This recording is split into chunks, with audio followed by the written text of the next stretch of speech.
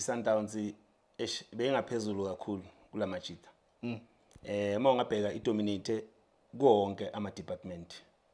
I understand ukuthi mhlawumbe njengoba le team mancabanga iyacala kufika kule stage, but nabo Pyramids sibabonile because of the quality bebanayo mabafika kule stage. Bake basibonisa something. Ngiyacabanga ukuthi Mamelodi Sundowns sometimes Shane, each and every opponent ehlangabezana nayo igcina ibonakala njenge team weak. The way nginokuyibona iperforma ngakhona, because if bazokuncintsha ibhola Shane, kuba nzima for wena ukuthi ngabona istrength sakho.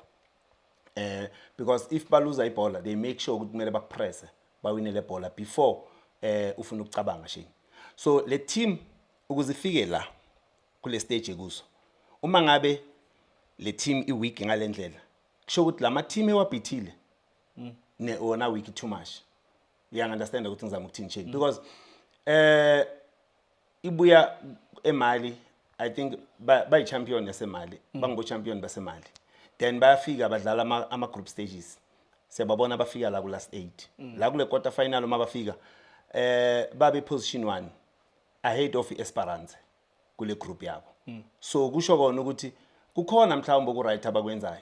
Even though bangekho good enough, but kunento right abayenzayo. Unfortunately uma bafika kule game eMamelodi Sundowns, iSundowns ngiyacabanga ukuthi i-game plan yabo Shane ibe ihle kakhulu uma ungathi uyabheka. Honor X9D, the unbreakable AI smartphone.